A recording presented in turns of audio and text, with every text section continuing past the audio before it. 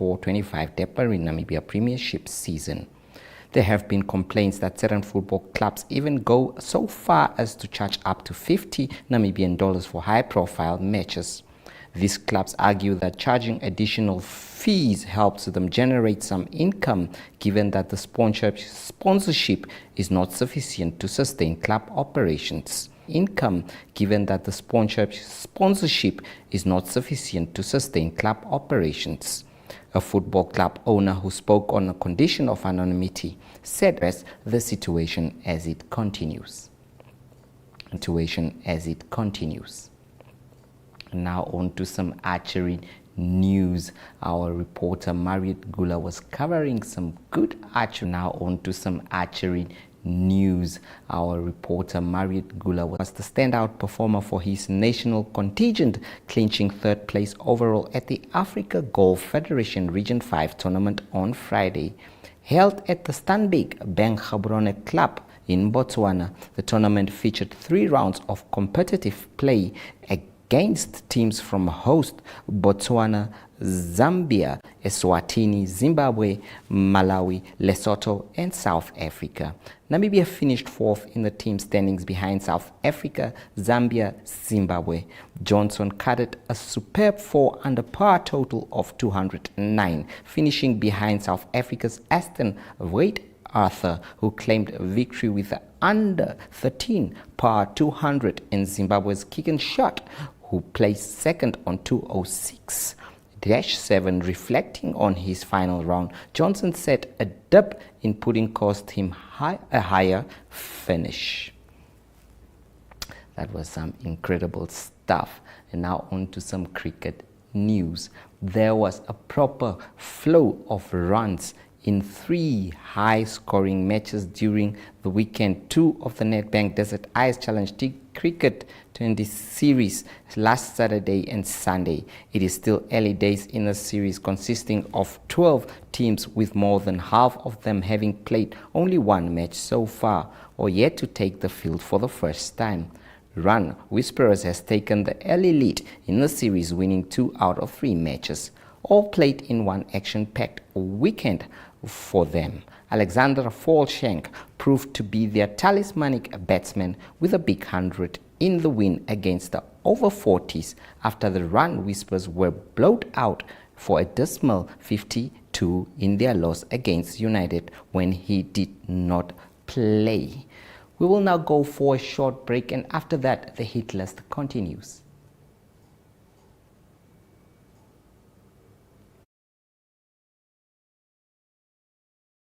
$100 excluding VAT per month, with speeds reaching up to 10 megabits. Taking flights has never been easier. Paratus is introducing Sky-Fi internet packages with speeds that will have you reaching for your seatbelts, starting from $500 excluding VAT per month, with speeds reaching up to 10 megabits per second. There's even a prepaid option where you can top up your Sky-Fi internet for just $15 per gigabyte. No contracts, no fuss. Visit your nearest Paratus branch to find out more, or go to paratus.africa/Namibia to sign up online. Always prepared, Paratus.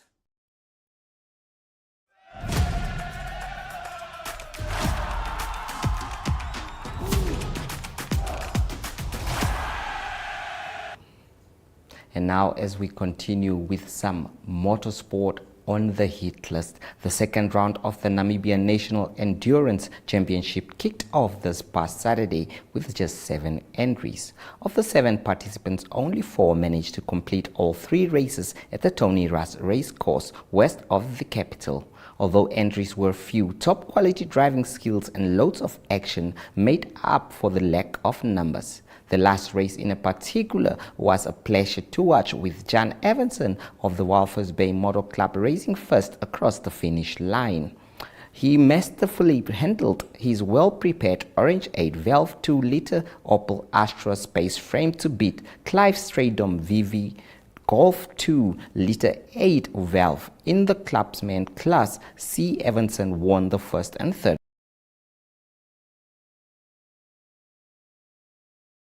however, had the fastest lap time of the day with 76.12 seconds on the stopwatch, followed by Jan in 77.21 seconds, close on Stradum's heels. And now on to the coast, where a coastal run obviously series took place there. The coastal running series, aimed at raising awareness for men's and women's health, launched in Swakopmund on Saturday, with 141 participants taking part in an inaugural blue and pink run at Platsamir. The event, organized by Team Flippy in partnership with Theo Farmer and Radio Electronic, featured races distance of 2 kilometers, 5 kilometers, 10 kilometers and 21 kilometers. Participants included school teams, running clubs, families and individuals from Swakopmund, Walvis Bay and as far as Windhoek.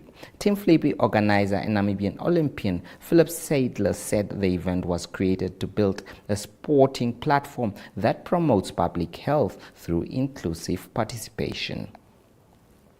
And on to some other news here, some encouraging news about the Capricorn Group.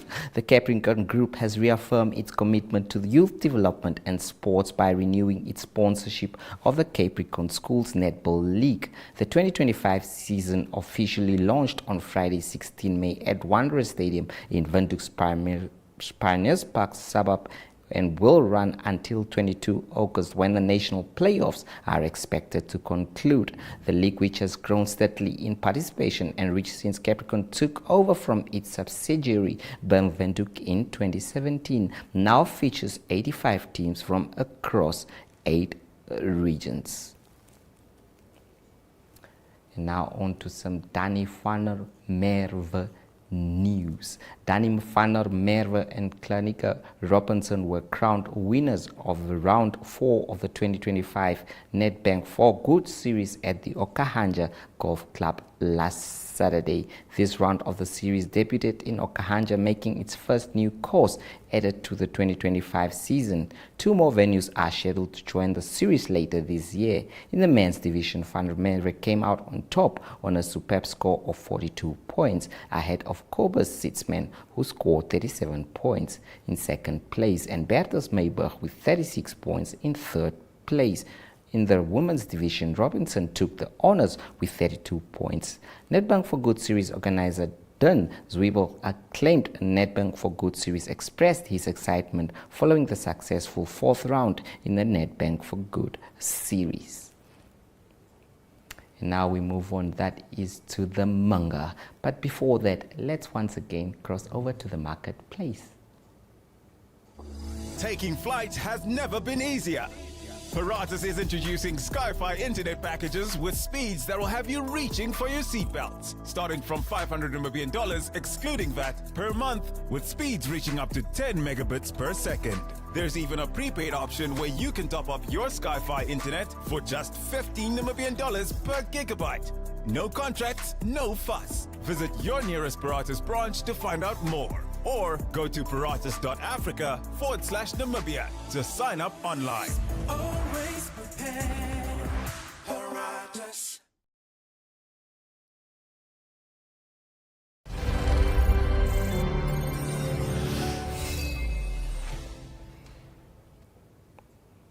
And now we move all the way, that is to South Africa, where the manga took place. Fenyo Maseng of South Africa was the last rider to complete the full distance of 437 kilometers in the manga Great Ladder. He reached the finish line just after 6 o'clock on Sunday morning. During the first half of the race, after about 164 kilometers, he suffered a recurring puncture that kept, but he nevertheless pushed through for 80 kilometers until the next water point, where he could replace the rider along the way who fell ill. This tournament or manga competition was actually won by Dricus Coutier, who continues making waves in that category. Let's see some highlights and action from that event.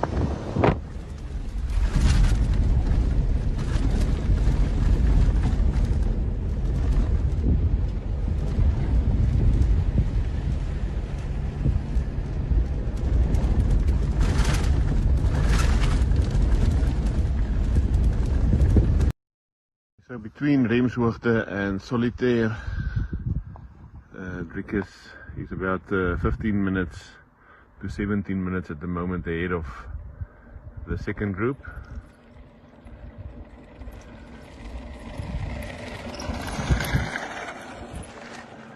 And he's going like a Boeing.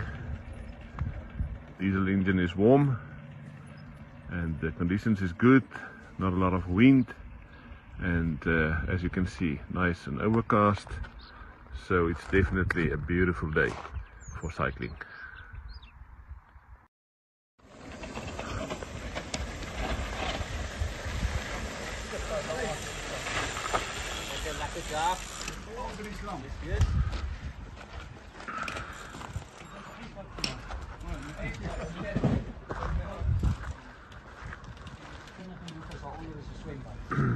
So this second group chasing Driekus came in at 15:20, so that's 5 minutes after Driekus left.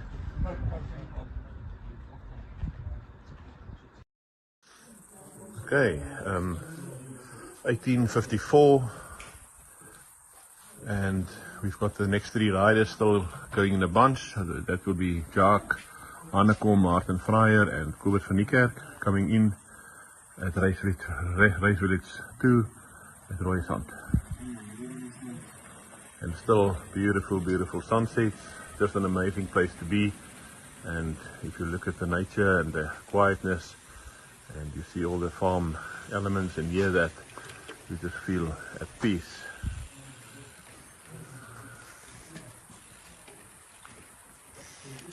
So Martin, Jacques and Kobus arriving in that order.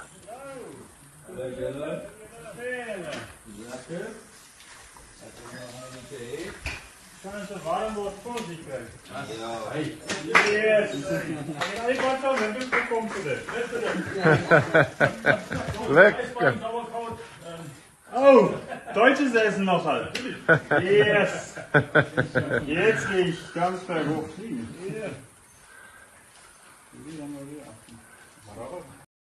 Okay. Okay. Yeah.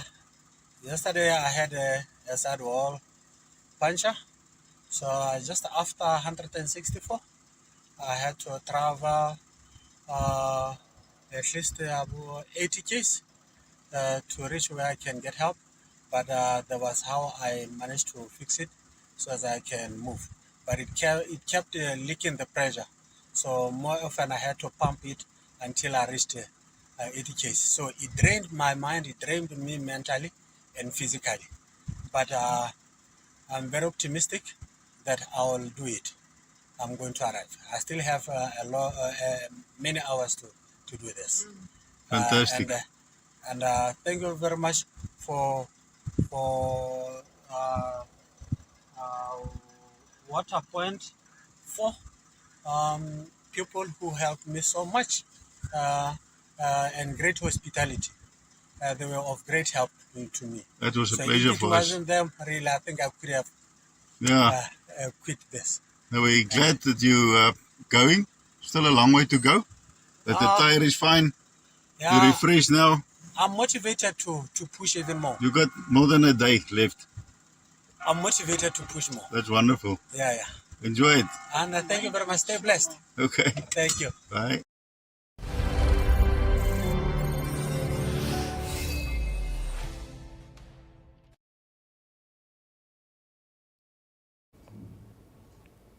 Well, now Brian Munango and that is Yuri Botha will be speaking more on the Athletes World segment. Let's hear from them, and after that, Ari Hougaard will complete the show with the international news. From me, Jesse Jackson Kauraitha, it is goodbye.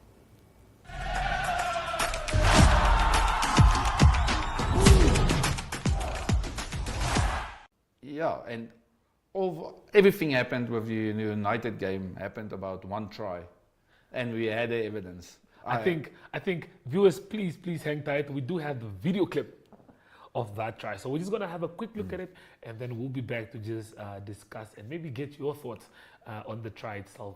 Was it a try? Was it not? That's what Trustco United fans were disputing. But luckily, we did get the footage, and we do have the footage. So hang tight. We'll be back just now.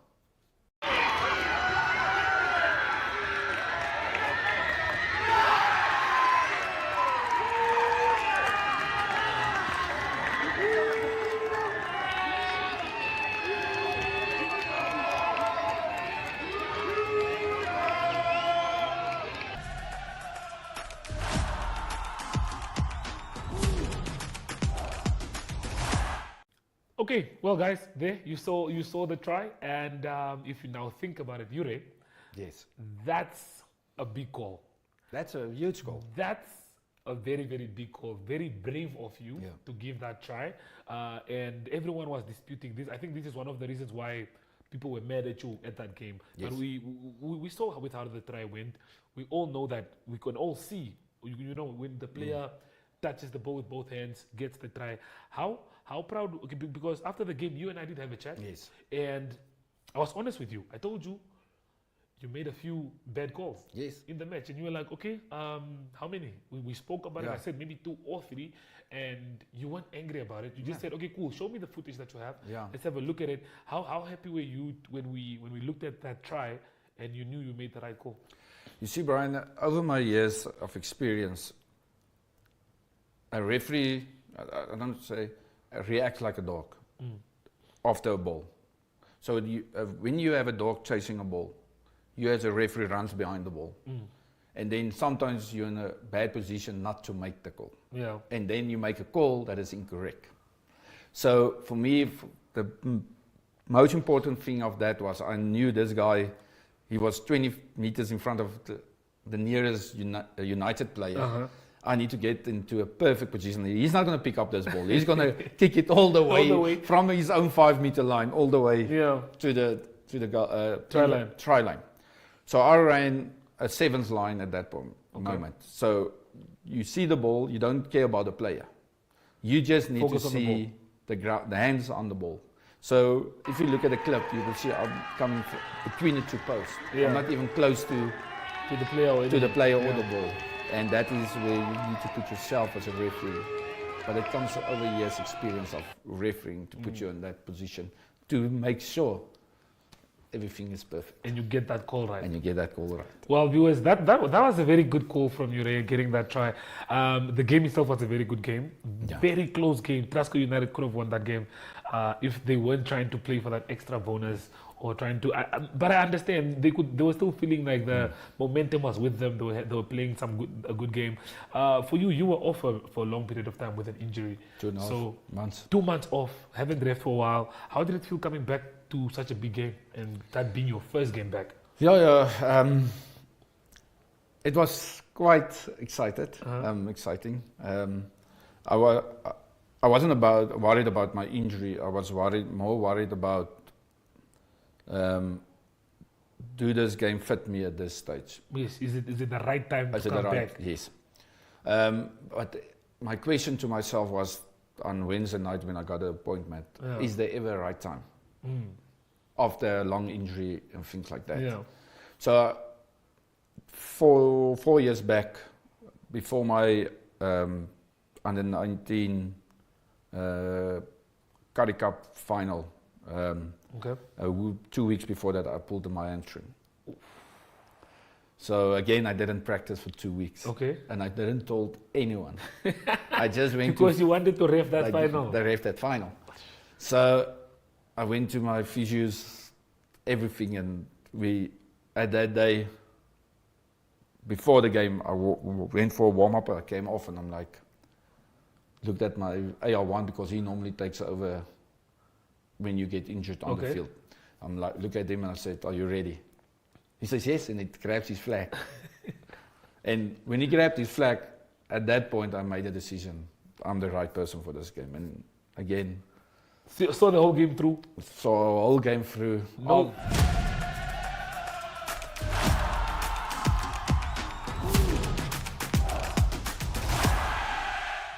Good day, everyone. Time for international sports news, and starting off with soccer news first. It's the English Premier League that continued, and it was Brighton that kept their slim hope alive to play European football next year, and that was after beating Liverpool, the current champions or the new champions of the season. They beat them at home by 3-2. It was Liverpool that led 2-1 at half-time, but it was Brighton that came back in the second half, scoring 2 goals, and the winner was scored by the substitute, that is Jack Hinselhout, and he scored it in the 85th minute for Brighton to win the game. So they're now 8th on the English Premier League log, very close to qualifying for Europe, but they have a tough game, the last game of the season. That will be this coming Sunday. They have a away game to Tottenham Hotspur.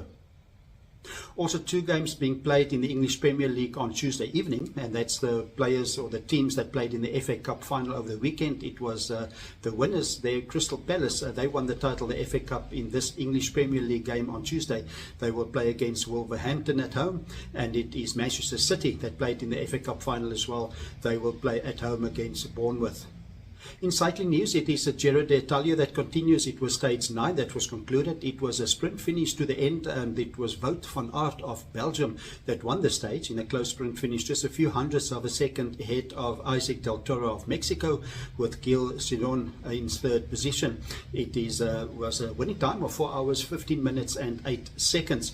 And the second place, Isaac Del Toro of Mexico, still continuing his good run in the Tour. It is after 9 stages. He's still the leader in the general classifications, so his combined time after 9 stages is 33 hours 36 minutes and 45 seconds, and he's all of 1 minute and 13 seconds ahead of Jean Asusu of Spain in 2nd position, and in 3rd at the moment Antonio Tuberi of Italy. He's 1 minute and 40 seconds behind Del Toro.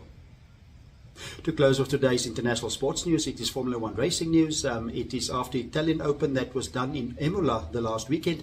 It's a big one coming up this coming weekend, and it is the Monaco Grand Prix, and it is very historical, and it is in the Principality of Monte Carlo, and it is the standings at the moment. Oscar Piastri that's leading on 146 points, Lando Norris second on 133 points, and then Max Verstappen, after winning in Italy at Imola, he's got 124 points in 3rd position. So all to race for this coming weekend in Monaco. That's international sports news for today. Hope you have a great sport day, and we talk international sport again tomorrow. Goodbye.